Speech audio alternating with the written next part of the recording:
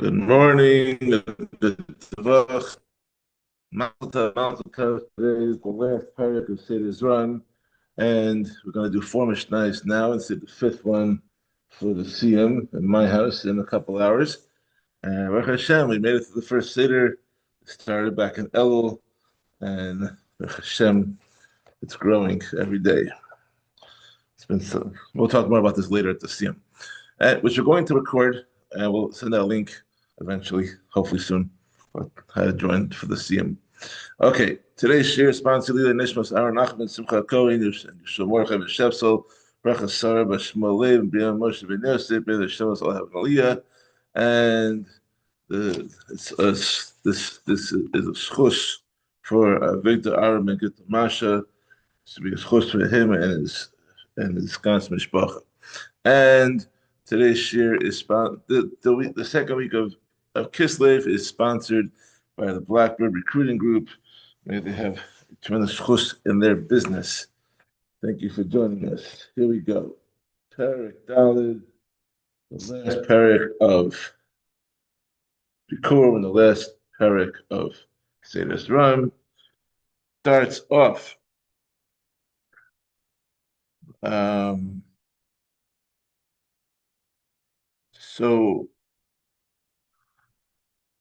So before we get into the topic of the Perek, this Perek is talking about people whose genders are unknown, like an androgynous, who has both male and female body parts, and also discusses a tumtum that their private parts are covered over. So the Mefarshim say that this Perek doesn't really belong to the Mishnah, but rather it belongs to the Tosefta, and they included it here in Shach Mishnayos in Mishnayos to as an extension of the previous conversation with Perek Beis regarding the koi or the kvi, which we had a machlokas whether it was behema or a chaya.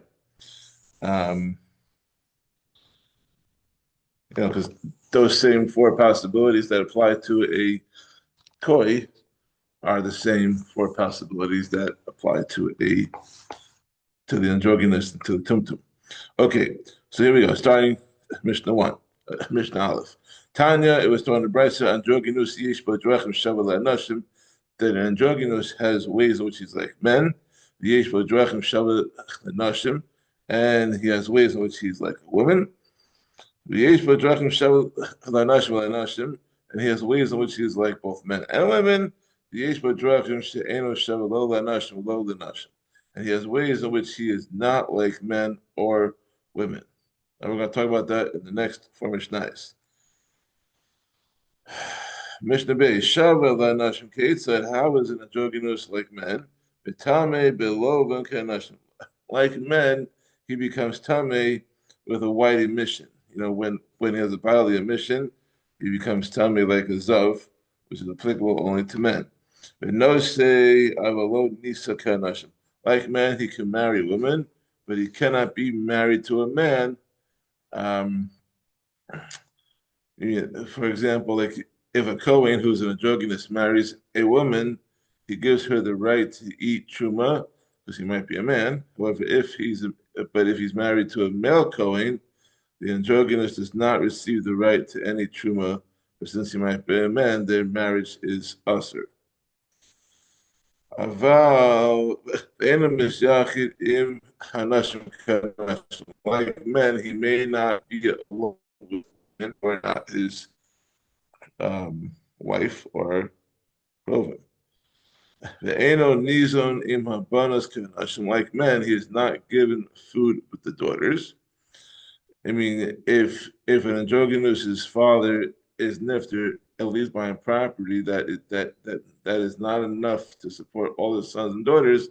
The daughters receive what they require for the support until they mature in adulthood, while the sons, including the androgynous, receive only what is left over. Like men, he does not wrap his head and he cuts his hair. Um, he's usher to resemble women who cover their heads for sneeze reasons and they grow their hair long. He must carry himself with the dress and appearance of a man to ensure that he will not marry a man which is usher. Like men, he may not become tame from a dead body if he's a Kohen, and it's usher to round off the corners of his head, and he's prohibited to destroy the corners of the beard, like the same assume that apply to a man. Like men, he is obligated to do all the positive mitzvahs that are stated in the Torah, including those that apply uh, um, grandma. Like show for his sukalula because he has halachos like a man. Okay, so Shava the nations. Mishnah Gimel. Shava the Nashim Kate how is an androgynous like women? The Tame Be'odem Kanashim. Like women, he becomes Tame with the ready mission, meaning that if he discharges red blood, he becomes Tame like a Nida, who is Tame from Dam. Like women, he may not be alone with men. Um, Okay, and like women, he does not cause a woman to require yibum, meaning that if a man dies leaving no children, and his only brother is an androgynous, the widow does not require yibum or chalitza from the androgynous. Like women, he does not receive a share of his father's inheritance with his father's sons. And like women, he does not receive a share of holy foods of the Beis Hamikdash when they are divided among Mel Kohanim. The apostle, the Chol Eidosh Torah Kenashim, and like women, he is disqualified from all testimonies of the Torah. He's not allowed to give testimony in Beis Din. That's not the ones that require the testimony of two men. And like women, he may not participate in bia with a man who is usher to the androgynous, such as one of the androgynous's forbidden male relatives. So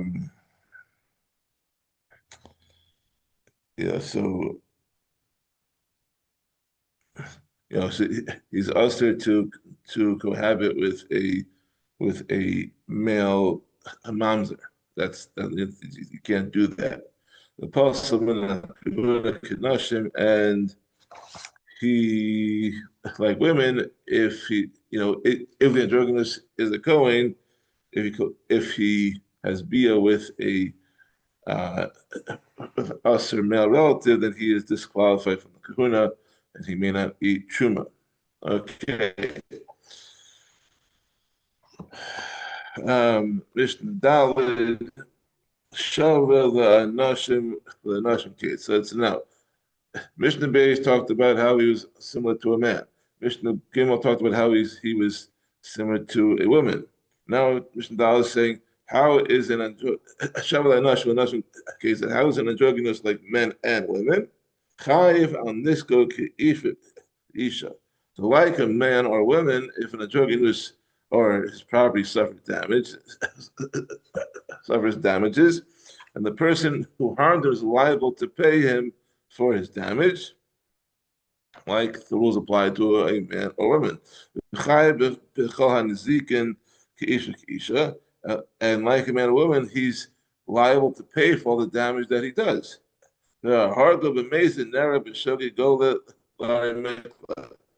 Someone who kills an androgynous intentionally is executed by the court. The one who kills him unintentionally is exiled to an air mikla.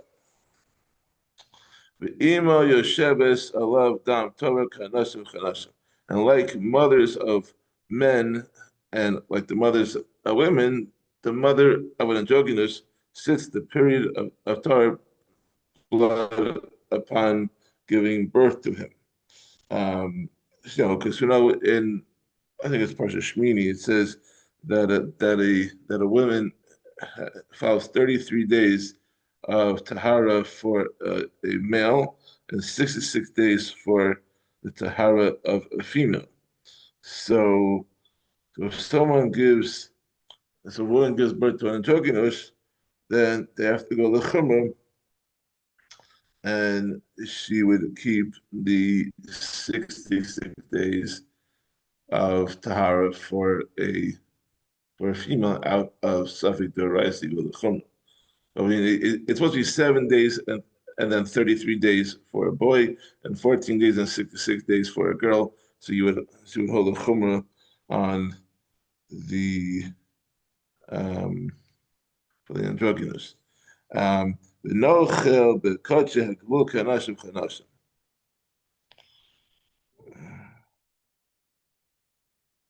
Um, Like men and like women, he receives a portion of the holy things of the borders, meaning if he's a Kohen, he may be given Truma, Trumas Meiser, and Challah, because those can be eaten anywhere within the borders of Eretz Yisrael, and it can be eaten by both male and female of Kohanim. About Omer, Harini Nazir, Shazeh, Ish, the Isha, Hariz the Nazir.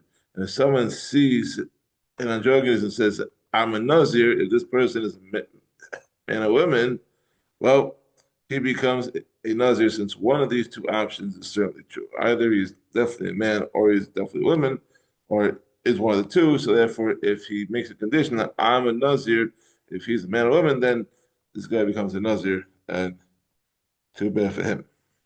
Um, we have one more Mishnah left, and we're going to finish that later at the Siyum. So thank you for joining us, and we'll see you at 12:30 at my house. Anyone who's watching this can join, send me a WhatsApp, and I'll tell you where my address is. Have a great day. Mazel tov, mazel tov. Thanks for joining us.